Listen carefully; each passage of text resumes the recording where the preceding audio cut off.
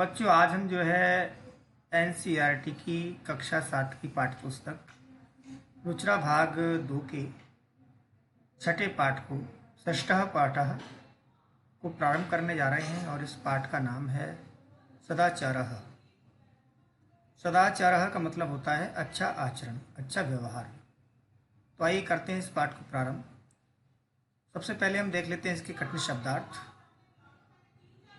कठिन शब्दार्थ है रिपुः यानी कि शत्रु, उद्यमः यानी कि परिश्रम, शरीरस्थः शरीर में स्थित, अवसीदति दुखी होता है, स्वः आने वाला कल।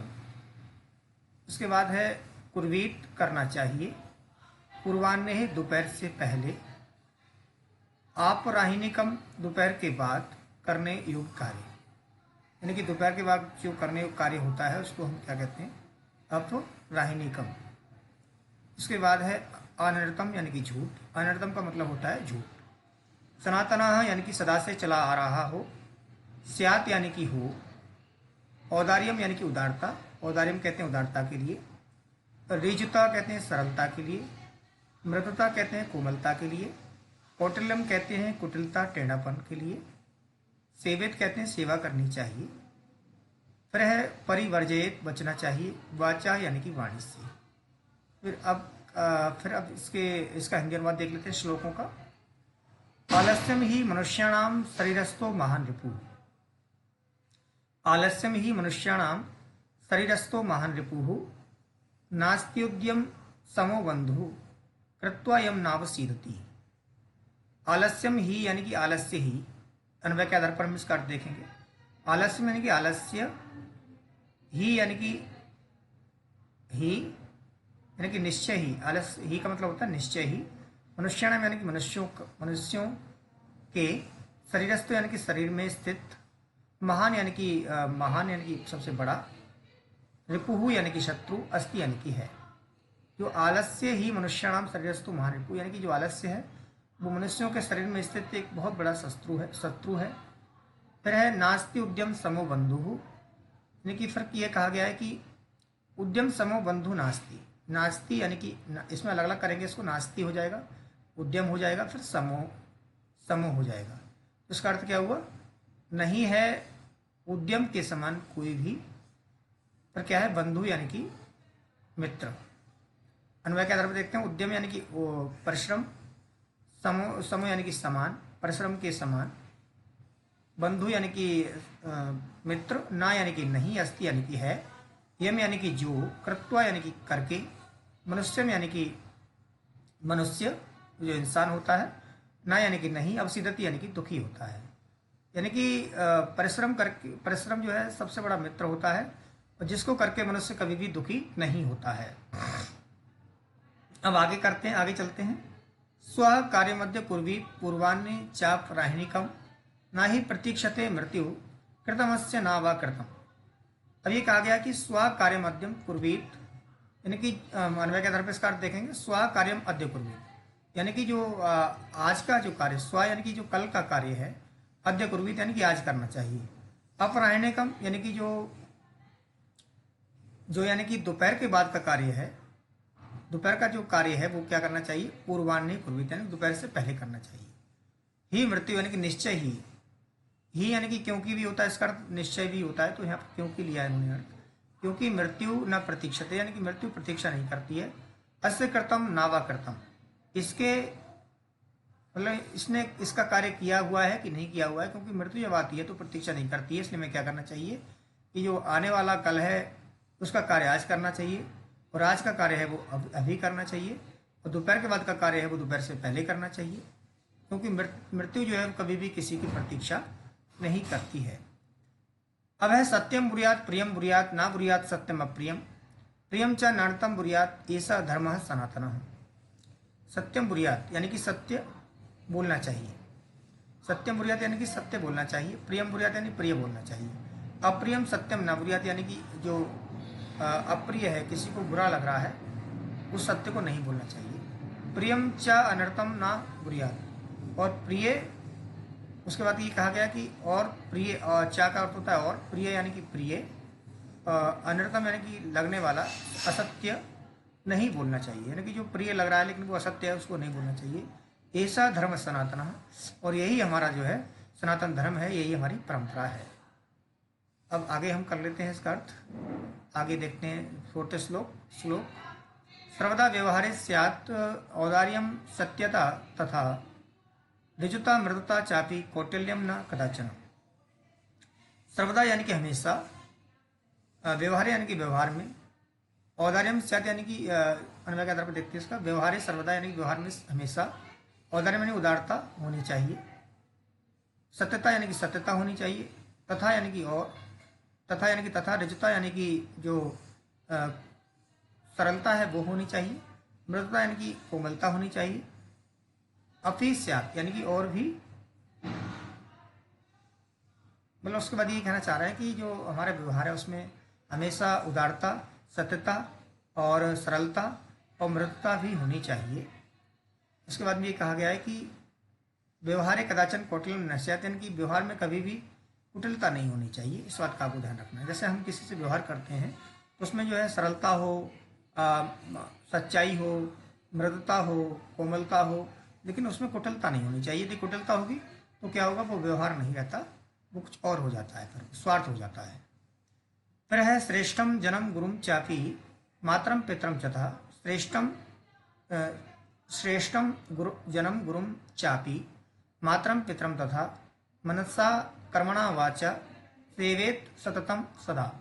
सततम सदा यानी कि सदा गुरुम मातरम पितरम तथा श्रेष्ठम जन्म अपनी मनसा वाचा कर्मणा सततम सेवेत, यानी कि सदा यानी कि हमेशा, गुरुम यानी कि गुरु को, मातरम यानी कि माता को, पितरम यानी कि पिता को, तथा यानी कि तथा, श्रेष्ठम जन्म में जो श्रेष्ठ लोग हैं उनको, अपि यानी कि भी, मनसा यानी कि मन से, वाचा यानी कि वचन से, कर्मणा यानी कि क्रम से, कर्म से, चा यानी कि और, सततम यानी कि हमेशा, सेवित यानी कि सेवा करनी चाहिए। यानी कि जो माता पिता हैं उनकी, माता पिता गुरु जो श्रेष्ठ लोग हैं उनकी हमें मन वचन कर्म से सेवा करनी चाहिए, ये इसका अर्थ हुआ यहाँ पर।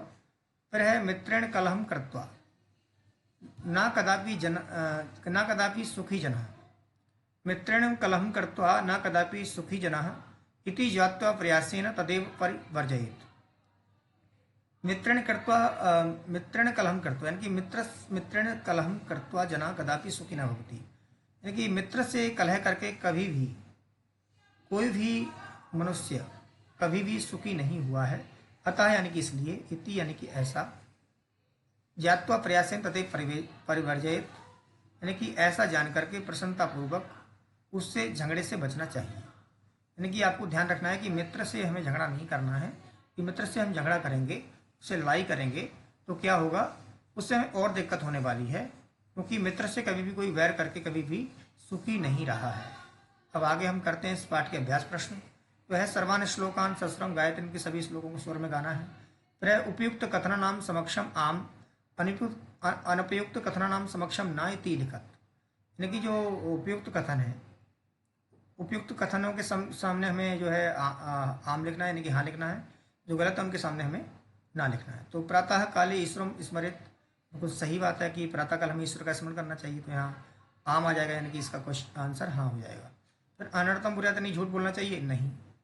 मनसा श्रेष्ठ जन्म सेवित, यानी कि मन से हमें श्रेष्ठ लोगों की सेवा करनी चाहिए, बिल्कुल सही बात है, तो आम हो जाएगा। मित्रेण कलहम कृत्वा जना सुखी भवति, मित्र से कलह करके जो है लोग सुखी होते हैं, ना यानी कि नहीं होते हैं, सही बात है ये। तो स्व कार्य मध्य कुर्बित, यानी कि जो कल का कार्य है वो हमें आज करना चाहिए, बिल्कुल आम सही है, उसका आम हो जाएगा। फिर है एक पदेन उत्तरत, का न प्रतीक्षते, कौन प्रतीक्षा नहीं करती है, मृत्यु नहीं करती है। सतता कदा व्यवहार स्यात्, सर्वदा हमेशा होता है। किम बुर्यात, सत्यम बुर्यात, मतलब क्या बोलना चाहिए, सत्य बोलना चाहिए। किन सह कलम कृत्वा नरा सुखी न भवति, मित्रेण सह, यानी कि किसके साथ मित्रता करके सुखी नहीं होना चाहिए, मित्र के साथ। कह महारिपु अस्माकं शरीरे तिष्ठति, आलस्यम। फिर आगे हम देख लेते हैं रेखांकित पदानी आधृत्य प्रश्न निर्माणम करो।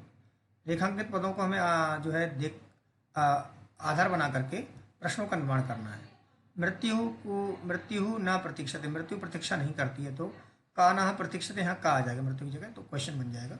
फिर है कलहम कृत्वा नरा सुखी भवति, कलह करके नर दुखी भवति, तो यहाँ पर किम कृत्वा, तो यहाँ पर कलह की जगह किम आ जाएगा, बिल्कुल क्वेश्चन बन जाएगा ये। फिर है पितरम करुणा सेवित, यानी कि जो पितरों को हमें जो है, पितरों की हमें जो है सेवा करनी चाहिए। तो कम सेवित पितरम सेवित।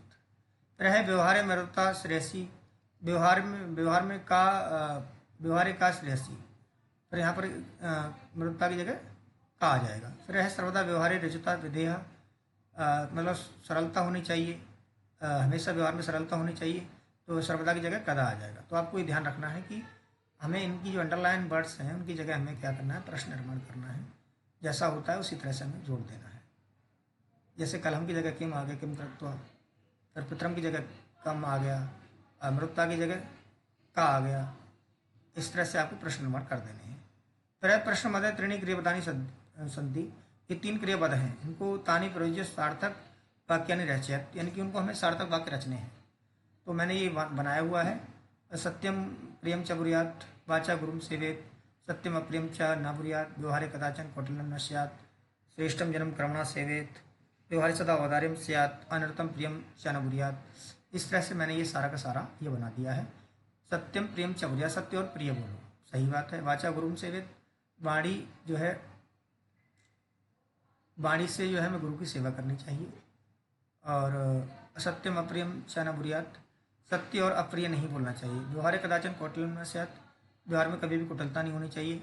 श्रेष्ठम जन्म कर्मणा सेवित, श्रेष्ठ लोगों की हमें सेवा करनी चाहिए। व्यवहार सदा अवधार्यम स्यात्, व्यवहार से सदा हमें उदारता होनी चाहिए व्यवहार में। अनर्थम प्रियम च न बुरियात, यानी कि झूठा जो है झूठा प्रिय हमें नहीं, झूठ यानी कि जो प्रिय है लेकिन झूठा है वो नहीं बोलना चाहिए। फिर आगे हम देख लेते हैं। मंजुषाता अव्यपदानी चित्वा रिक्त स्थानानि पूर्यत तथा न कदाचन सदा च अपि। तो भक्ता सदा ईश्वर नमति, भक्त सदा हमेशा ईश्वर का स्मरण करता है। सत्यम न वक्तव्यम, असत्य नहीं बोलना चाहिए। प्रियम तथा सत्यम वदेत, प्रिय और सत्य बोलो, प्रिय तथा सत्य बोलो। लता मेधा च विद्यालय गच्छता, लता और मेधा विद्यालय जाते हैं। अपि कुशली भवान, भी कुशली भवान, यानी कि आप भी कुशल हो। महात्मा गांधी कदाचन अहिंसा न त्याज, महात्मा गांधी ने कभी भी अहिंसा का त्याग नहीं किया। फिर अब है कि चित्रम दृष्टा मंजुषाता पदानी